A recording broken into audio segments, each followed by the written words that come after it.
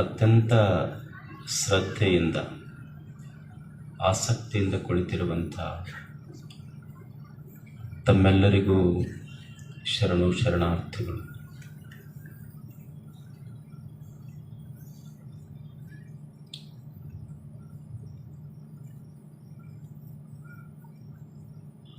ಒಬ್ಬ ಪಾಶ್ಚಿಮಾತ್ಯ ಚಿಂತಕ, ಅವನ ಹೆಸರು ಸ್ಟೀವನ್ಸನ್. ಆ ಸ್ಟೀವನ್ಸನ್ ಒಂದು ಚಿಂತನೆ ಪ್ರಾರಂಭಿಸಿದ. ಈ ಜಗತ್ತಿನ ಕತ್ತಲೆ ಹೋಗಬೇಕಲ್ಲ, ಏನು ಮಾಡುವುದು? ಕತ್ತಲೆಯ ಬಗ್ಗೆ ಬೈದ್ರೆ ಕತ್ತಲೆ ಹೋಗ್ತದೆ. ಕತ್ತಲೆಯನ್ನು ಒಂದು ರೂಮಿನಲ್ಲಿ ಕೂಡಿ ಹಾಕಲಿಕ್ಕೆ ಸಾಧ್ಯ ಇದೆಯೇನು? ಕತ್ತಲೆಯನ್ನು ಬಡಿದ್ರೆ ಕತ್ತಲೆ ಹೋಗ್ತದೇನು? ಸ್ಟೀವನ್ಸನ್ ಅಂತಾನೆ, ಬೈಯುವುದರಿಂದ ಕತ್ತಲೆ ಹೋಗುವುದಿಲ್ಲ, ಬಡಿಯುವುದರಿಂದ ಕತ್ತಲೆ ಹೋಗುವುದಿಲ್ಲ, ರೂಮಿನಲ್ಲಿ ಕೂಡಿ ಹಾಕುವುದರಿಂದನೂ ಕತ್ತಲೆ ಹೋಗುವುದಿಲ್ಲ. ಕತ್ತಲೆ ಹೋಗಬೇಕಾದ್ರೆ ಏನೂ ಮಾಡಬೇಕಾಗಿಲ್ಲ, ದೀಪ ಹಚ್ಚು, ಕತ್ತಲೆ ತನ್ನಷ್ಟಕ್ಕೆ ತಾನೇ ಹೋಗ್ತದೆ. Instead of cursing the darkness, light a candle. ಕತ್ತಲೆಯನ್ನು ಬೈಯುವುದಕ್ಕಿಂತ ದೀಪ ಹಚ್ಚು ಕೆಲಸ ಮಾಡಬೇಕು ಮನುಷ್ಯ. ದೀಪ ಅಷ್ಟು ದೊಡ್ಡದು ಜಗತ್ತಿನೊಳಗೆ, ಅದು ಬೆಳಕ ಕೊಡ್ತೈತಿ ಎಲ್ಲರಿಗೂ. ಬೆಳಕಿಗೆ ಅಷ್ಟು ಪ್ರಾಮುಖ್ಯತೆ ಇದೆ ವಿಶ್ವದೊಳಗೆ. ಊರಲ್ಲಿ ಬಹಳ ದೊಡ್ಡ ಶ್ರೀಮಂತ ಇರ್ತಾನ, ಬಹಳ ದೊಡ್ಡ ಮನೆ ಕಟ್ಟಿರ್ತಾನ, ಮನೆಗೆ 20-25 ಲಕ್ಷ ರೂಪಾಯಿ ಖರ್ಚು ಮಾಡಿರ್ತಾನ.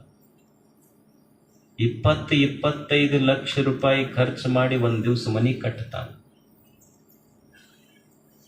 ಆ ಕಟ್ಟಿದ ಮನೆ ಒಂದು ದಿವಸ ಉದ್ಘಾಟನೆ ಮಾಡ್ತಾನೆ. ಬಹಳ ಆಶ್ಚರ್ಯ ಅಂದ್ರೆ 25 ಲಕ್ಷ ರೂಪಾಯಿ ಕೊಟ್ಟು ಖರ್ಚು ಮಾಡಿದ ಮನೆ ಉದ್ಘಾಟನೆಯಾಗಿದ್ದು 1 ರೂಪಾಯಿ ಕೊಟ್ಟು ತಂದ ಮೇಣದ ಬತ್ತಿಯ ಬೆಳಕಿನಿಂದ ಆ ಮನೆ ಉದ್ಘಾಟನೆ. ಹಾಗಾದರೆ ಬೆಲೆ ಇರುವುದು ಮನೆಗೋ ಅಥವಾ ಬೆಳಕಿಗೋ? ಬೆಲೆ ಇರುವುದು ಬೆಳಕಿಗೆ. ದೀಪದ ಬೆಳಕು ಇರದೇ ಇದ್ರ ಮನೆ ಕತ್ತಲು, ಜ್ಞಾನದ ಬೆಳಕು ಇರದೇ ಇದ್ರೆ ಮನಸ್ಸು ಕತ್ತಲು, ಈ ಬದುಕೇ ಕತ್ತಲಾಗ್ತದೆ. ಅದಕ್ಕಾಗಿ ನಿಮ್ಮ ಗುರುಗಳು ಇಲ್ಲೊಂದು ನಿಮ್ಮೆಲ್ಲರ ಅಂತರಂಗದಲ್ಲಿ ಆರುವ ದೀಪ ಅಲ್ಲ, ಆರದ ಜ್ಞಾನದ ದೀಪವನ್ನು ಹಚ್ಚುತ್ತಾ ಇದ್ದಾರೆ. ಇಲ್ಲೆಲ್ಲ ನನಗೆ ಆಶ್ಚರ್ಯ ಅನ್ನಿಸ್ತು. ಇಷ್ಟು ಹಳ್ಳಿಯೊಳಗ ಇಷ್ಟು ಜನ ಇಷ್ಟು ಹೊತ್ತಿನಾಗ ಎಷ್ಟು ಶಾಂತದಾರ, ಮತ್ತೆಲ್ಲ ಶಾಸ್ತ್ರ ಅದರ ಬಗ್ಗೆ ತಿಳುವಳಿಕೆ ಕೇಳ್ತಾರ ಅಷ್ಟು ಚಂದ. ಇದು ಬಹಳ ಕಡಿಮೆ. ಈಗ ಇಂಥ ಭಕ್ತರು ಸಿಗೋದು ಬಹಳ ಕಡಿಮೆ. ಹೆಂಗೆ ಸಿಗ್ತಾರಂದ್ರೆ, ನೀವು ಅಕಸ್ಮಾತ್ ಗುರುಗಳು ಸಕ್ರೆ ಕೊಟ್ಟರು ಅಂದ್ರೆ ಅವು ಸಕ್ರೆ ಎಣಿಸಿ ಮಟಗಾದ ನಂಬರ್ ಹಚ್ಚೋರು ಸಿಗ್ತಾರೆ ಬಹಳ ಮಂದಿ. ಹಳ್ಳ ಇರ್ತಾವಲ್ಲ, ಸಕ್ರೆ ಕಲ್ಲು ಸಕ್ರೆ ಕೊಟ್ರೆ ಎಷ್ಟು ಅದಾವೆ ಅಂತ ಎಣಿಸಿ ನಂಬರ್ ಹಚ್ಚೋರು ಸಿಗ್ತಾರೆ. ಇಷ್ಟು 9 ಗಂಟೆಗೆ ಶಾಸ್ತ್ರ ಕೇಳ ಭಕ್ತರು ಬೇಗೂರಾಗ ಸಿಗ್ತಾರೆ, ಮತ್ತೆಲ್ಲಿ ಸಿಗ್ತಾರೆ? ಕಲಿಯುವುದು ಮನುಷ್ಯನ ಜೀವನ ಪ್ರಾರಂಭ ಆಗ್ತದೆ ಹುಟ್ಟಿನಿಂದ, ಸಾವಿನಲ್ಲಿ ಮುಕ್ತಾಯ ಆಗ್ತದೆ. ಈ ಹುಟ್ಟು ಮತ್ತು ಸಾವು ಇವುಗಳ ಮಧ್ಯದಲ್ಲಿ ಬದುಕಿದೆ. ಹುಟ್ಟಿನಿಂದ ಈ ಬದುಕಿನ ಯಾತ್ರೆ ಪ್ರಾರಂಭ ಆಗ್ತದೆ, ಸಾವಿನಲ್ಲಿ ಇದು ಮುಕ್ತಾಯ ಆಗ್ತದೆ. ಈ ಹುಟ್ಟು ಮತ್ತು ಸಾವಿನ ಮಧ್ಯದಲ್ಲಿ ಮನುಷ್ಯ ಮಾಡುವ ಕೆಲಸ ಅಂದ್ರೆ ಕಲಿಯುವುದು, ತಿಳ್ಕೊಳ್ಳುವುದು, ಜ್ಞಾನ ಸಂಪಾದನೆ ಮಾಡಿಕೊಳ್ಳುವುದು.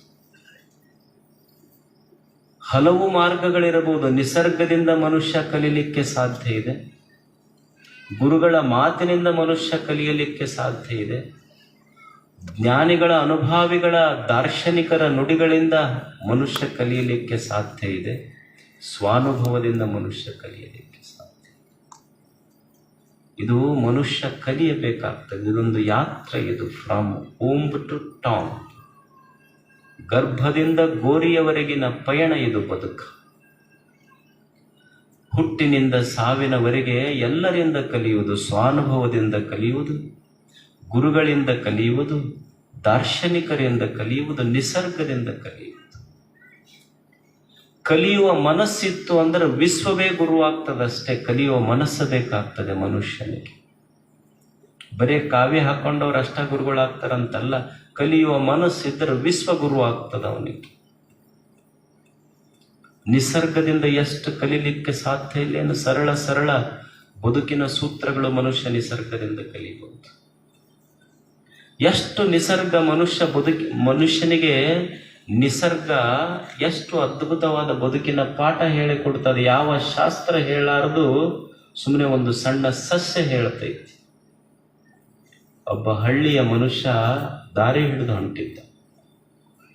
ಆ ದಾರಿಯಲ್ಲಿ ಒಂದು ಮಾವಿನ ಗಿಡ ಬೆಳೆದಿತ್ತು. ಬ್ಯಾಸಿಗೆ ದಿವಸ ಆ ಗಿಡದೊಳಗ ಹಣ್ಣಾದ ಮಾವು ಬಂದಿತ್ತು. ಮನುಷ್ಯ ಹೋಗಿ ಒಂದು ಜೋರು ಕಲ್ಲು ಹೋಗದ ಗಿಡಕ್ಕೆ. ಆ ಗಿಡ 2 ಹಣ್ಣು ಉದುರಿ ಬಿತ್ತು. ಹೋಗಿ ಮನುಷ್ಯ ತಿಂದ. ಅವನಿಗೆ ಸಾಕಾಗ್ಲಿಲ್ಲ. ಮತ್ತೊಂದು ಕಲ್ಲು ಹೋಗದ. ಆ ಗಿಡ ಮತ್ತೆರಡು ಹಣ್ಣು ಕೊಟ್ಟಿತು. ಮತ್ತೆ ತಿಂದ. ಮತ್ತೆ ಸಾಕಾಗ್ಲಿಲ್ಲ. ಮತ್ತೆ ಹೋದ. ಮತ್ತೊಂದು ಕಲ್ಲು ಹೋಗದ. ಆ ಗಿಡ ಮತ್ತೆರಡು ಹಣ್ಣು ಕೊಟ್ಟಿತು. ಮನುಷ್ಯ ತಿಂದು ಗಿಡದ ಹತ್ರ ಹೋಗಿ ಮಾವಿನ ಗಿಡಕ್ಕೆ ಮಾತಾಡಿಸ್ದ. ಅಲ್ಲ, ನಿನಗಿಷ್ಟು ಸಲ ಕಲ್ಲು ತೊಗೊಂಡು ಹೋಗದೀನಿ, ಬೇಸರ ಆಗ್ಲಿಲ್ಲ, ನಿನ್ನ ಮನಸ್ಸಿಗೆ ನೋವಾಗ್ಲಿಲ್ಲ. ಗಿಡ ಅಂತೂ ನನಗೇನು ನೋವಾಗಿಲ್ಲ ಅಂತದು. ಮನುಷ್ಯ ಅಂದಲ್ಲ, ನಮ್ಮ ಮನುಷ್ಯರೊಳಗೆ ಹಿಂಗೆ ಸ್ವಲ್ಪ ಕಣ್ಣೆತ್ತಿ ನೋಡಿದ್ರೆ ಕಣ್ಣ ಕಿತ್ತಾರ. ನಿನಗೆ 3 ಸಲ ಕಲ್ಲು ತೊಗೊಂಡು ಹೋಗದೀನಿ, ಮನಸ್ಸಿಗೆ ನೋವಾಗಿಲ್ಲ. ಅವಾಗ ಮಾವಿನ ಗಿಡ ಹೇಳುತ್ತೆ, ಇಲ್ಲ, ನನಗೇನು ನೋವಾಗಿಲ್ಲ. ನಿನಗಿಷ್ಟು ಸಲ ಕಲ್ಲು ತೊಗೊಂಡು ಹೋಗಿದ್ರು ನಿನಗ್ಯಾಕೆ ನೋವಾಗಲಿಲ್ಲ? ಅವಾಗ ಮಾವಿನ ಗಿಡ ಹೇಳ್ತು, ಇಲ್ಲ, ನಮ್ಮ ತಾಯಿ ನನಗೊಂದು ಮಾತು ಹೇಳ್ಯಾಳ. ಏನು ಹೇಳ್ಯಾಳ? ನೋಡ್ತಮ್ಮ, ಈ ಊರಾಗ ನೀ ಬಹಳ ಎತ್ತರ ಬೆಳೆದಿ ಅಂದ್ರೆ ಕಲ್ಲು ತೊಗೊಂಡು ಹೋಗ್ಯವ್ರು ಬಹಳ ಹುಷಾರಿರು ಅಂತ ಹೇಳ್ಯಾಳ ನಮ್ಮವ್ವ ಹೇಳ್ಯಾಳ ನನಗೆ. ನೋಡ್ತಮ್ಮ, ಈ ಊರಾಗ ಬಹಳ ಎತ್ತರ ಬೆಳೆದಿ ಅಂದ್ರ ಕಲ್ಲು ತೊಗೊಂಡು ಹೋಗ್ಯವ್ರು ಬಹಳ. ನಿನ್ನ ಜೀವನ ಸಾರ್ಥಕ ಆಗಬೇಕಾಗಿದ್ರೆ ಒಂದು ಕೆಲಸ ಮಾಡು, ನಿನಗೆ ಯಾರ ಕಲ್ಲು ಒಗಿಲಿ, ಕಲ್ಲು ಒಗದವರಿಗೆಲ್ಲ 2 ಚಲೋ ಹಣ್ಣು ಕೊಡು ಅಂತ ಕಲಿಸ್ಯಾಳ ನಮ್ಮ ತಾಯಿಗೂ. ನಿಸರ್ಗ ಕಲಿಸಿದ ಪಾಠ ಮನುಷ್ಯನಿಗೆ. ಇಲ್ಲೇನು ಯಾವ ಶಾಸ್ತ್ರ ಕಲಿಸದ ಸತ್ಯ ಒಂದು ಸಣ್ಣ ಸಸ್ಯ ಕಲಿಸ್ತಲ್ಲ ಮನುಷ್ಯನಿಗೆ. ಪ್ರತಿ ಕ್ಷಣ ಆ ಕಣ್ಣು ಬೇಕಾಗ್ತದಷ್ಟೇ. ತೆರೆದ ಕಣ್ಣಿನಿಂದ ವಿಶ್ವವನ್ನು ನೋಡಿದ್ರೆ ಮನುಷ್ಯಗ ವಿಶ್ವ ಗುರು ಆಗ್ತದೆ, ಶಿಕ್ಷಕ ಆಗ್ತದೆ. ಈ ಜಗತ್ತೇ ಒಂದು ಪಾಠಶಾಲೆ. ಕಲಿಯುವ ಮನಸ್ಸು ಬೇಕಾಗ್ತದೆ ಅಷ್ಟೆ. ಕಲಿಬೇಕಾಗ್ತದೆ ಮನುಷ್ಯ. ಹೇಳಲಿಲ್ಲೇನು ದೊಡ್ಡವರು? ಈ ನಶ್ವರವಾದಂತಹ ಜಗತ್ತಿನಲ್ಲಿ ಮನುಷ್ಯ ಬದುಕುವುದೇ ಹಾಗೆ. ನೀವೆಲ್ಲ ಶಾಸ್ತ್ರ ಕೇಳಿದ್ದೀರ. ಯಾವುದು ಸತ್ಯ ಈ ಜಗತ್ತಿನಲ್ಲಿ, ಯಾವುದು ಅಸತ್ಯವಾಗಿದೆ, ಇದರ ವಿವೇಚನೆಯನ್ನು ಮಾಡಿದರು ದೊಡ್ಡವರು.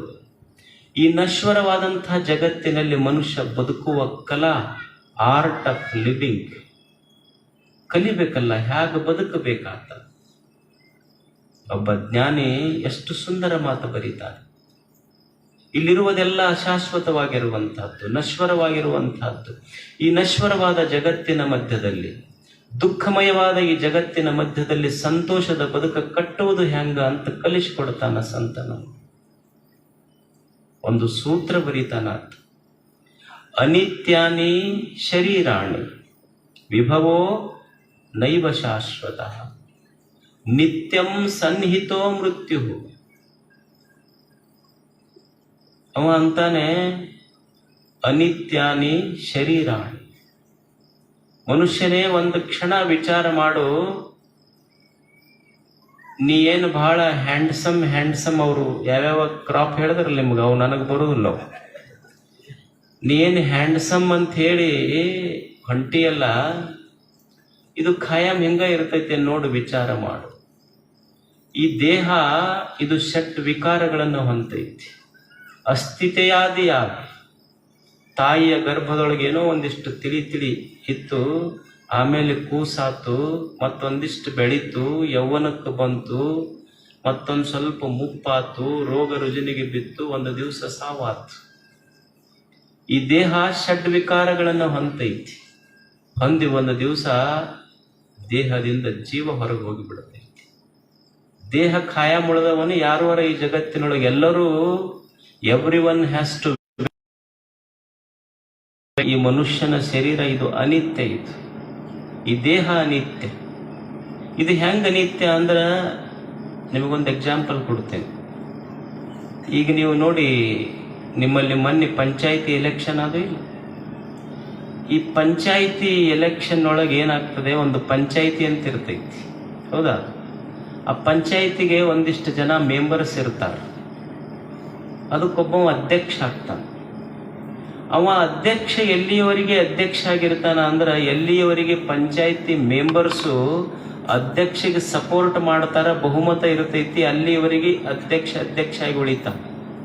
ಯಾವಾಗ ಪಂಚಾಯಿತಿ ಮೆಂಬರು ಅವ್ರ ಸಪೋರ್ಟ್ ಹಿಂದಕ್ಕೆ ತಕ್ಕೊಂಡ್ರು, ಅವಾಗ ಅಧ್ಯಕ್ಷ ಬಿದ್ದು ಹೋಗ್ತಾನ, ಪಂಚಾಯಿತಿ ಡಿಸಾಲ್ವ್ ಆಗ್ತೈತದ. ಹಂಗ ಈ ಮನುಷ್ಯನ ದೇಹ ಅನ್ನೋದೊಂದು ಗ್ರಾಮ ಪಂಚಾಯಿತಿ ಇದ್ದಂಗಿದು. ಒಂಥರ ಕಣ್ಣು, ಕಿವಿ, ಮೂಗು, ನಾಲಿಗೆ, ಕೈಯ, ಕಾಲ, ಇವು ಏನು ಇಂದ್ರಿಯಗಳದಾವಲ್ಲ, ಈ ಗ್ರಾಮ ಪಂಚಾಯಿತಿಯ ಮೆಂಬರ್ಸ್ ಅವರೆಲ್ಲ.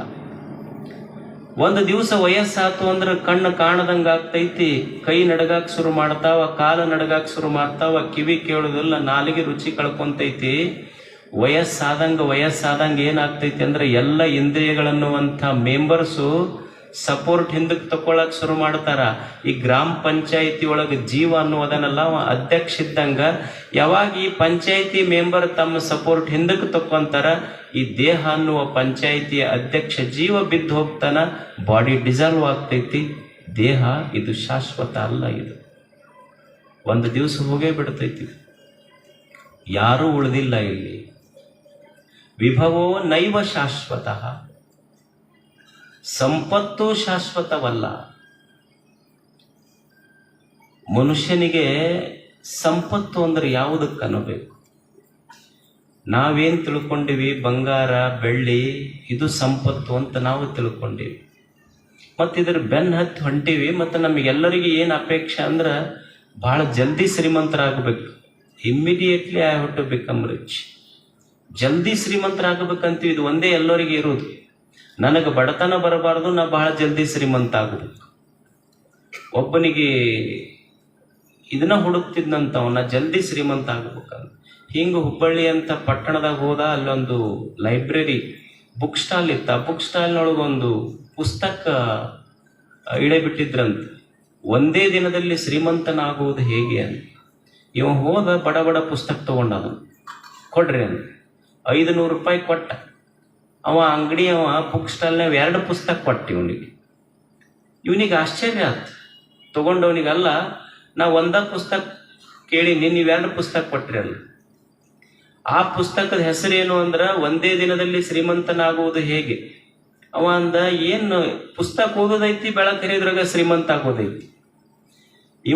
ಅವ 2 ಪುಸ್ತಕ ಕೊಟ್ಟ ಇವ ಅಂದ, ನನಗೆ ಒಂದ ಪುಸ್ತಕ ಸಾಕ್ರಿ ಅಂದ. ಇಲ್ಲ, ಒಂದೇ ದಿನದಲ್ಲಿ ಶ್ರೀಮಂತನಾಗುವುದು ಹೇಗೆ ಅನ್ನೋ ಪುಸ್ತಕ ಐತಲ್ಲ, ಅದಕ್ಕೆ 500 ರೂಪಾಯಿ, ಇನ್ನೊಂದು ಪುಸ್ತಕ ಫ್ರೀ ಕೊಡ ಸಂಪತ್ತು. ಹಾಗಾದ್ರೆ ಭೂಮಿಯ ಮೇಲಿನ ನಿಜವಾದ ಸಂಪತ್ತು ಅಂದ್ರೆ ಬಂಗಾರ, ಬೆಳ್ಳಿ ಅಲ್ಲ.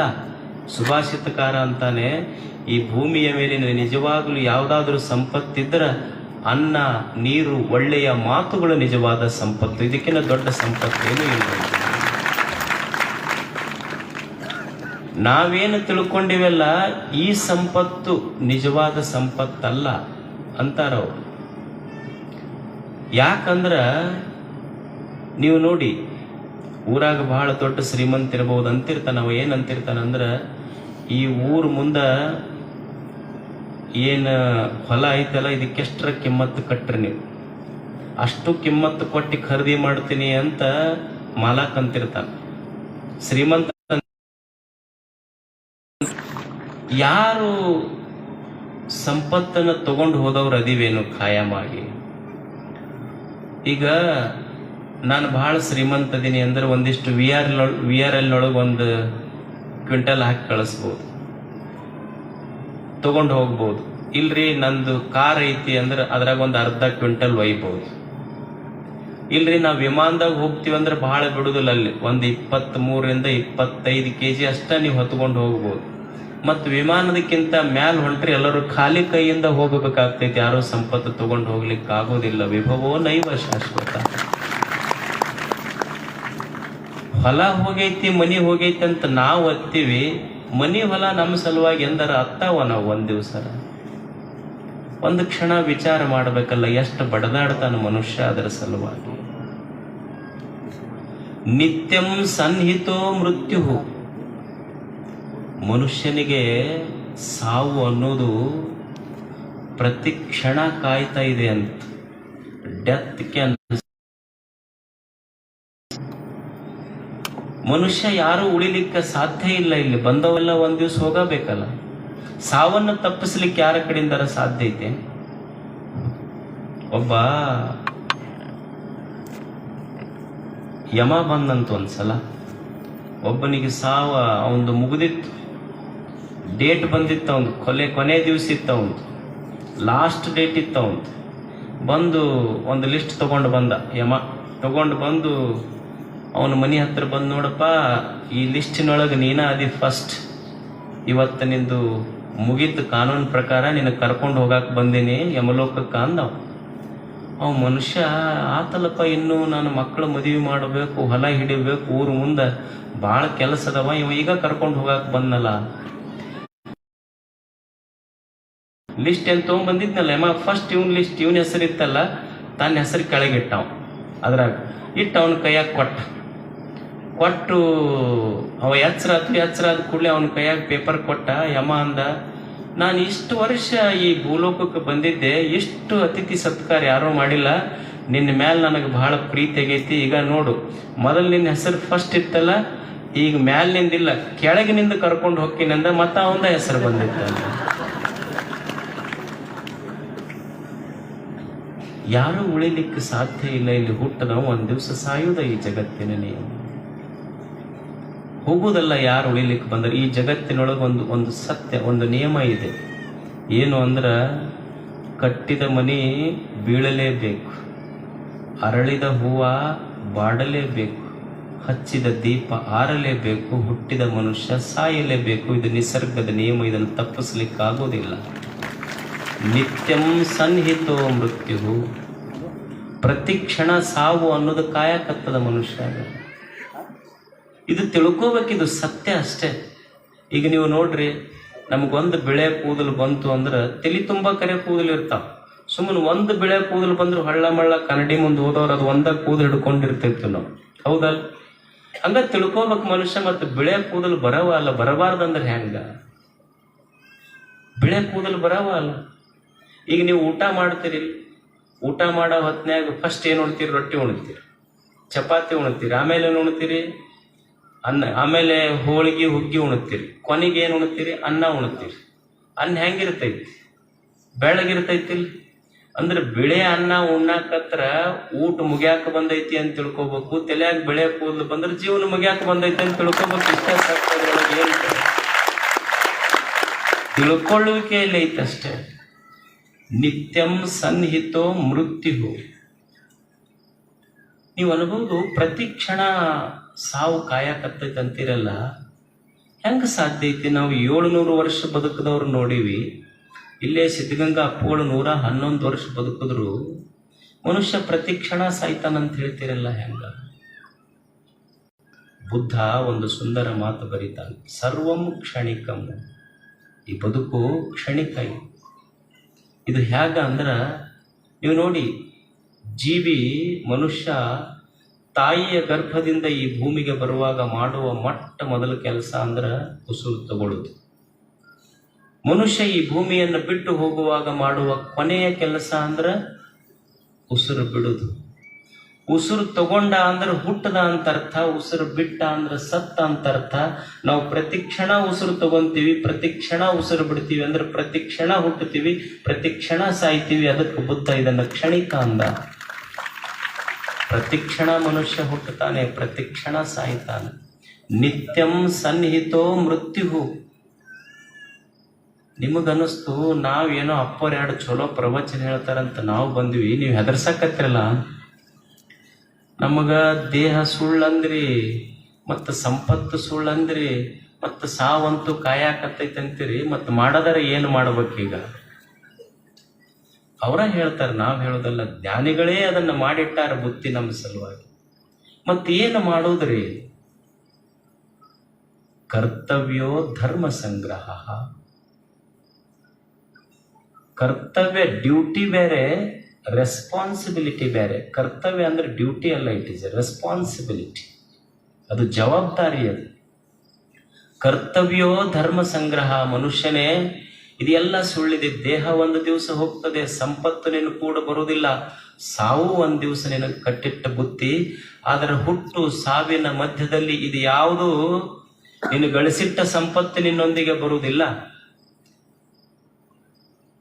ದೇಹದೊಳಗ ಜೀವ ಹೋತು ಅಂದ್ರೆ ದೇಹ ಮಣ್ಣಿನ ಪಾಲು, ಪಿಂಡ ಕಾಗೆಯ ಪಾಲು, ಅಸ್ಥಿ ಗಂಗೆಯ ಪಾಲು, ಆಸ್ತಿ ಗಳಿಸಿದ ಆಸ್ತಿ ಮುಂದೆ ಕುಂತಳವ್ರ ಪಾಲು. ನಿನ್ನ ಪಾಲು ಏನಾದರೂ ಇದ್ರೆ ನೀ ಜೀವನದೊಳಗ ಮಾಡಿದ ಪುಣ್ಯ ಕಾರ್ಯಗಳು ಮಾತ್ರ ನಿನ್ನ ಪಾಲು ಅಷ್ಟೇ, ಅದು ಮಾತ್ರ ನಿನ್ನ ಜೊತೆಗೆ ಬರುತ್ತೆ. ಕರ್ತವ್ಯೋ ಧರ್ಮ ಸಂಗ್ರಹ. ಅದಕ್ಕೆ ಇಂಥ ಕೆಲಸ ಮಾಡು.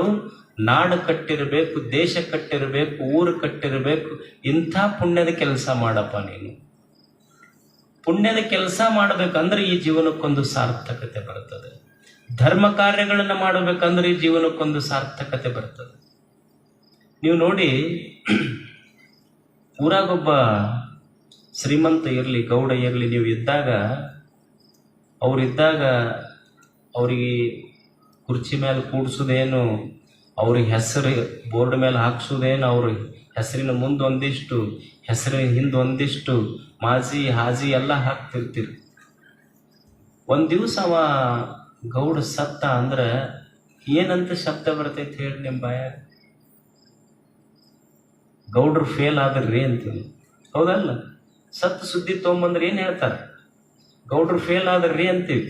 ಯಾಕೆ ಫೇಲ್ ಆದ್ರಿ ಅಂದ್ರೆ ಹಾರ್ಟ್ ಫೇಲ್ ಆತ್ರಿ. ಯಾಕೆ ಫೇಲ್ ಆದ್ರಿ ಅಂದ್ರೆ ಕಿಡ್ನಿ ಫೇಲ್ ಆದ್ರಿ. ಯಾಕೆ ಫೇಲ್ ಆತ್ರಿ ಅಂದ್ರೆ ಲಿವರ್ ಫೇಲ್ ಆತ್. ಅಲ್ಲ, ಗೌಡ್ರು ಫೇಲ್ ಆದ್ರು. ಯಾಕೆ ಫೇಲ್ ಆದ್ರು ಅಂದ್ರೆ ಕಿಡ್ನಿ ಫೇಲ್ ಆತ್, ಲಿವರ್ ಫೇಲ್ ಆತ್, ಹಾರ್ಟ್ ಫೇಲ್ ಆತ್. ಮನುಷ್ಯಾಗ ಇಷ್ಟು ಗೊತ್ತಿಲ್ಲ. ನೀವು ಬಸ್ ಸ್ಟ್ಯಾಂಡ್ನಾಗ ಒಂದು ಬಸ್ ಹೋದ್ರೆ ಕೇಳ್ರಿ, ಹುಬ್ಬಳ್ಳಿಗೆ ಬಸ್ ಹೋತಾನಪ್ಪ ಅಂದ್ರೆ ಜಸ್ಟ್ ಪಾಸ್ ಆತ್ ನೋಡ್ರಿ ಅಂತಾರೆ, ಮನುಷ್ಯಾಗ ಫೇಲ್ ಆದ್ ನೋಡ್ರಿ ಅಂತಾರೆ. ಇದ್ರ ಮೇಲೆ ವಿಚಾರ ಮಾಡಬೇಕಲ್ಲ. ಬಸ್ ಏನೂ ತಿಳುವಳಿಕೆ ಇಲ್ಲಾರ ತಗಡಿನ ಬಸ್ ಪಾಸ್ ಆಕ್ಕಾವ, ಮನುಷ್ಯ ಫೇಲ್ ಆಗ್ತದೆ. ಸ್ವಲ್ಪ ವಿಚಾರ ಮಾಡೋದಲ್ಲ. ಇದೊಂದು ದೇಹ, ಇದು ಬಾಡಿಗೆಯ ಮನೆ. ಇದು ಈ ಬಾಡಿಗೆ ಮನೆ ಹೊತ್ಕೊಂಡು ಬಂದಿವೆಲ್ಲ, ಕೊಡಬೇಕಲ್ಲ ಒಂದಿಷ್ಟು ರೆಂಟ್. ಈಗ ನೀವು ಒಂದು ಬಾಡಿಗೆ ಮನೆಯೊಳಗಿದ್ರೆ ರೆಂಟ್ ಕಟ್ಟಲಿಲ್ಲ ಅಂದ್ರೆ ನಳ ಬಂದ್ ಮಾಡ್ತಾರ, ಬೆಳಕು ಬಂದ್ ಮಾಡ್ತಾರ, ಭಾಳ ಅಂದ್ರೆ ಚೆಂಡ ಹಿಡಿದು ಹೊರಗೆ ಹಾಕ್ತಾರ ನಿಮಗೆ. ದೇವರು ಎಷ್ಟು ಕರುಣಾಮಯಿ ನಮ್ಮೆಲ್ಲರ ಮೇಲೆ ದೇವರು ಎಷ್ಟು ಪ್ರೀತಿ ಅಂದ್ರೆ, ನಾವೆಲ್ಲ ತಾಯಿಯ ಗರ್ಭದಿಂದ ಈ ಭೂಮಿಗೆ ಬರುವುದಕ್ಕಿಂತ ಮುಂಚೆನೆ ನಮ್ಮ ಸಲುವಾಗಿ, ನಮ್ಮೆಲ್ಲರ ತಾಯಿ ಎದೆಯೊಳಗೆ ನಮ್ಮ ಸಲುವಾಗಿ ಹಾಲಿಟ್ಟು ನಮಗೆ ಹುಟ್ಟಿಸ್ಯಾನಲ್ಲ. ದೇವರು ಎಷ್ಟು ಕರುಣಾಮಯ್ಯ. ಅವನು ಋಣ ತೀರಿಸಬೇಕಲ್ಲ. ಏನು ಮಾಡಿದ್ರೆ ಋಣ ತೀರ್ತೈತಿ ಹೇಳಿ? ಏನು ಸಾಗರಗಳನ್ನು ನಿರ್ಮಾಣ ಮಾಡುವ ಶಕ್ತಿ ನನ್ನಲ್ಲಿದೆ ಏನು? ನದಿಗಳನ್ನು ನಿರ್ಮಾಣ ಮಾಡುವ ಶಕ್ತಿ ನನ್ನಲ್ಲಿದೆ ಏನು? ಬೆಟ್ಟ ಗುಡ್ಡಗಳನ್ನು ನಿರ್ಮಾಣ ಮಾಡುವ ಶಕ್ತಿ ನನ್ನಲ್ಲಿದೆ ಏನು? ಮಣ್ಣು ನಿರ್ಮಾಣ ಮಾಡುವ ಸಾಮರ್ಥ್ಯ ಇದೆ ಏನು? ಕಲ್ಲು ನಿರ್ಮಾಣ ಮಾಡುವ ಸಾಮರ್ಥ್ಯ ಇದೆ ಏನು? ಗಿಡಗಳನ್ನು ನಿರ್ಮಾಣ ಮಾಡುವ ಸಾಮರ್ಥ್ಯ ಇದೆ ಏನು? ನನ್ನಲ್ಲಿ ಯಾವ ಸಾಮರ್ಥ್ಯವೂ ಇಲ್ಲ. ದೇವರು ಏನಾದರೂ ಒಂದು ಕೊಟ್ಟಿದ್ರ, ದೇವರು ಈ ಜಗತ್ತೇನು ಇಟ್ಟಾನಲ್ಲ, ಇದನ್ನೇನು ಸುಂದರವಾದ ಜಗತ್ತನ್ನು ದೇವರು ನಿರ್ಮಾಣ ಮಾಡ್ಯಾನಲ್ಲ, ಇದನ್ನು ಕೆಡಿಸಲಾರದಂಗೆ ಇಟ್ಟಿ ಅಂದ್ರೆ ಇದೇ ಒಂದು ದೊಡ್ಡ ಧರ್ಮ ಕಾರ್ಯ ಅಷ್ಟೇ. ಇದಕ್ಕಿಂತ ದೊಡ್ಡ ಧರ್ಮ ಕಾರ್ಯ ಯಾವುದೂ ಇಲ್ಲ. ದೇವರು ನಿರ್ಮಿಸಿದಂಥ ಜಗತ್ತನ್ನು ಕೆಡಿಸಬೇಡಪ್ಪ ಮನುಷ್ಯನ ಅಷ್ಟೇ. ಬಹಳ ಮಂದಿ ಅಂತಿರ್ತಾರೆ ನೋಡ್ರಿ, what is the purpose of life? ಸ್ವಾಮಿಗಳ ಹತ್ರ ಬಂದಾಗೆಲ್ಲ ಕೇಳ್ತಿರ್ತಾರೆ, ಏನ್ರಿ ಜೀವನದ ಉದ್ದೇಶ ಏನ್ರಿ, ಜೀವನದಾಗ ಏನ್ ಮಾಡ್ಬೇಕ್ರಿ ಅಜ್ಜಾರ ಅಂತ ಕೇಳ್ತಿರ್ತಾರೆ. ಯಪ್ಪ ಪುಣ್ಯಾತ್ಮ, ನೀ ಏನು ಮಾಡೋದು ಬೇಡ, ದೇವ್ರೆಲ್ಲ ಮಾಡಿಟ್ಟನ್ನ, ನೀ ಸುಮ್ಮನಿದ್ರೆ ಸಾಕು, ಜಗತ್ತು ಚಂದ ನಡ್ಕೊಂಡು ಹೋಗ್ತೈತೆ ಅಷ್ಟ. ನೀ ಏನು ಮಾಡೋದು ಬೇಕಾಗಿಲ್ಲ, ಕೆಡಿಸಬೇಡ ಜಗತ್ತ. ಒಂದು ನದಿ ಹರಿತಿತ್ತು. ಆ ನದಿಯ ದಂಡೆಯ ಮೇಲೆ ಒಂದು ಗಿಡ ಇತ್ತು. ಆ ಗಿಡದೊಳಗೊಂದು ಗುಬ್ಬಿ ಕೂತಿತ್ತು. ಆ ನದಿ ದಂಡೆ ಮೇಲೆ ಒಬ್ಬ ಶ್ರೀಮಂತ ಒಂದು ಫಾರ್ಮ್ ಹೌಸ್ ಕಟ್ಟಿಸಿದ್ದ, ಒಂದು ದೊಡ್ಡ ಮನಿ. ಯಾರೋ ಒಬ್ರು ಬಂದು ಆ ಮನಿಗೆ ಬೆಂಕಿ ಹಚ್ಚಿದ್ರು. ಮತ್ತು ಊರನ ದೊಡ್ಡ ಸಾಹುಕಾರನ ಮನಿ ಅಂದ ಕೂಡಲೇ ಎಲ್ಲರೂ ಬಂದು ಬೆಂಕಿ ಹಾರ್ಸಕತ್ರು. ಈ ಅಗ್ನಿಶಾಮಕ ದಳದವ್ರು ಬಂದ್ರು, ಅವರು ಹೊಳೆಗೆ ಪೈಪ್ಲೈನ್ ಹಚ್ಚಿ ಮನಿ ಬೆಂಕಿ ಹಾರ್ಸಕತ್ರು. ಮತ್ತು ಬಕೆಟ್ ತೊಗೊಂಬಂದ್ರು, ಕೊಡ ತೊಗೊಂಬಂದ್ರು, ಎಲ್ಲರೂ ಹಾಕದ ಮನಿ. ಊರ ಸಾಹುಕಾರನ ಮನಿನ ಬೆಂಕಿ ಎತ್ತೈತಿ ಅಂದ ಮೇಲೆ ಎಲ್ಲರೂ ಆರ್ಸಕ್ ಬಂದ್ರು. ಈ ಗಿಡದೊಳಗೆ ಕುಂತು ಗುಬ್ಬಿ ಏನು ಮಾಡ್ತಿತ್ತು ಅಂದ್ರೆ, ಬಡ ಹೊಳಿಗೆ ಹೋಗೋದು, ಒಂದಿಷ್ಟ ನೀರು ತಗೊಳ್ಳೋದು, ಹೋಗಿ ಆ ಮನಿ ಮೇಲೆ ಹಾಕಿ ಬಂದು ಮತ್ತೆ ಗಿಡದಾಗ ಕೊಡ್ತಿತ್ತು. ಆ ಗಿಡ ಗುಬ್ಬಿಗೆ ಕೇಳ್ತಂತಲ್ಲೋ ಗುಬ್ಬೆಪ್ಪ, ಅಲ್ಲಿ ಅಗ್ನಿಶಾಮಕ ದಳದವ್ರು ಬಂದು ನೀರು ಹಾಕಿ ಆರ್ಸಕತ್ತಾರ, ಅಲ್ಲಿ ಪೈಪ್ಲೈನ್ ಹಚ್ಚಾರ, ಕೊಡ ತಗೊಂಡು ಬಂದು ಆರ್ಸಕತ್ತಾರ, ನೀ ಇರೋದ 2 ಇಂಚ್ ಅದಿ, ನಿನ್ನ ಚೊಂಚು ನೋಡಿದ್ರೆ ಅರ್ಧ ಇಂಚ್ ಐತಿ, ನೀವು ಹೋಗಿ ಆ ಮನಿ ಬೆಂಕಿ ಆರ್ಸಕತ್ತಿಯಲ್ಲ, ಮನಿ ಬೆಂಕಿ ಆರ್ತೈತಿ ಅಲ್ಲಿ.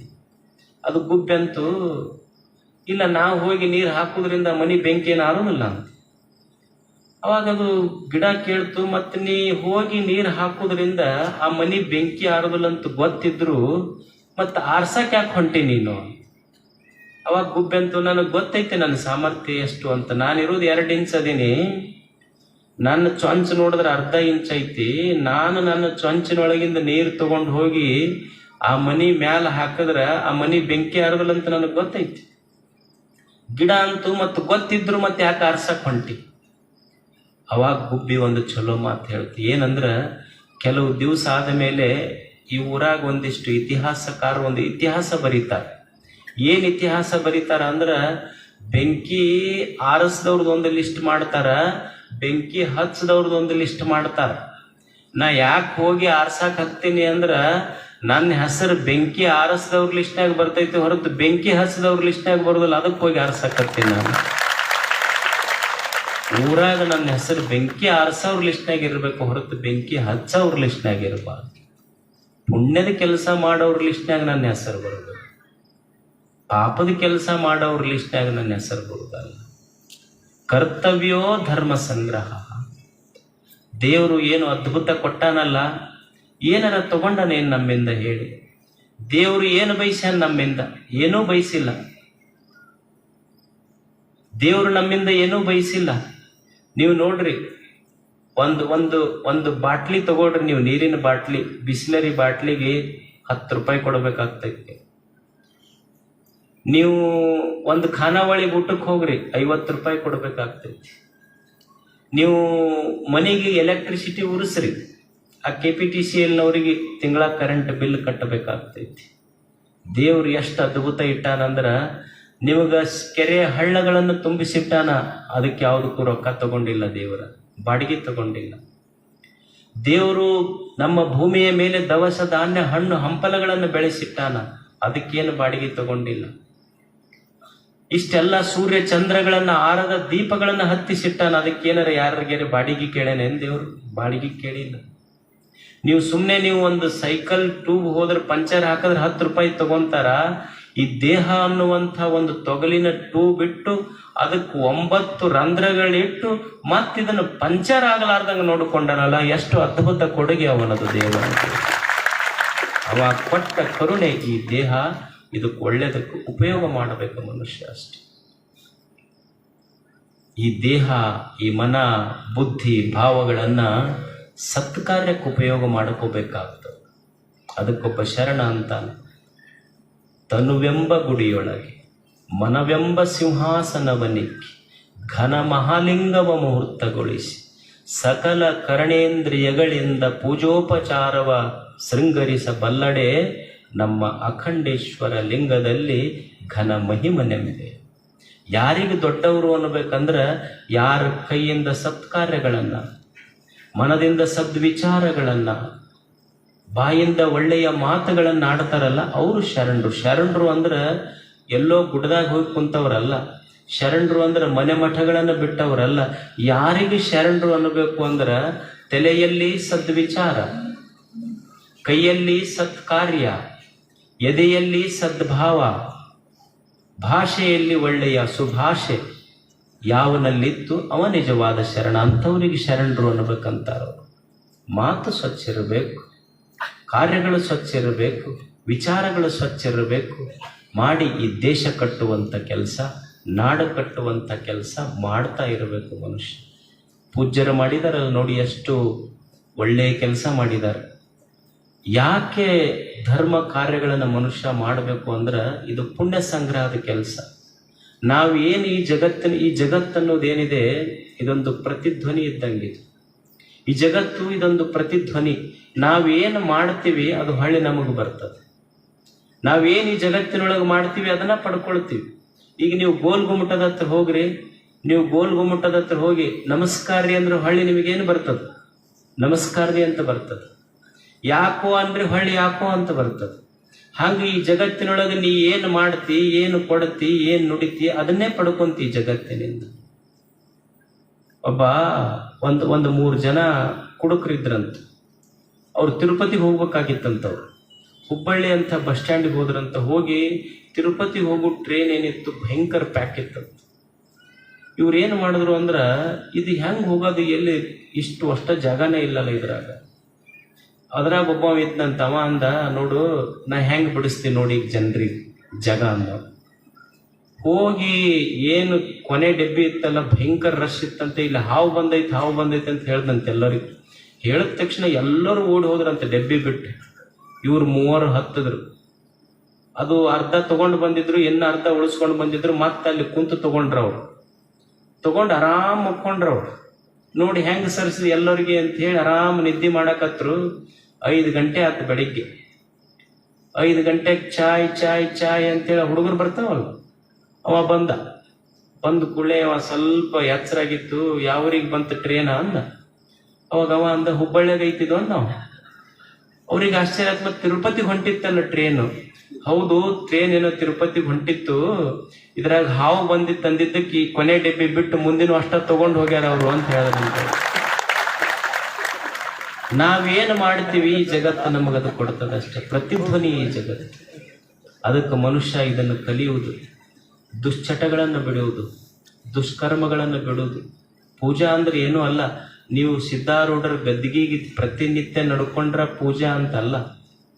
ನಿಜವಾದ ಪೂಜಾ ಯಾವುದು ಅಂದ್ರೆ ನಾವು ದುಶ್ಚಟಗಳನ್ನು ಬಿಟ್ರ, ದುರ್ಗುಣಗಳನ್ನು ಬಿಟ್ರ, ದುರ್ಭಾವಗಳನ್ನು ಬಿಟ್ರ ನೀವು ಸಿದ್ಧಾರೂಢನ ಗುಡಿಗೆ ದಿವಸ ಬರಬೇಕಾಗಿಲ್ಲ.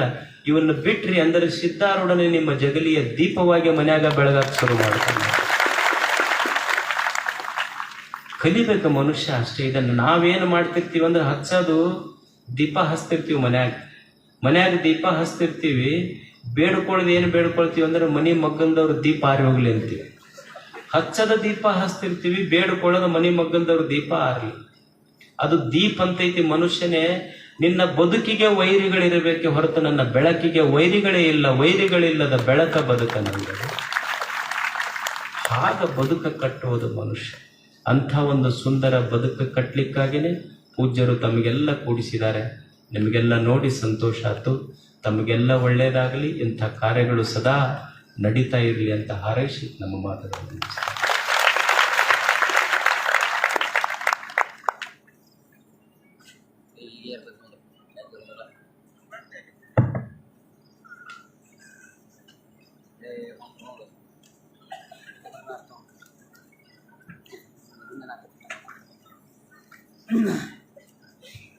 ಪರಮ ಪೂಜ್ಯರಿಗೆ ಬೇಗೂರು ಗ್ರಾಮದ ವತಿಯಿಂದ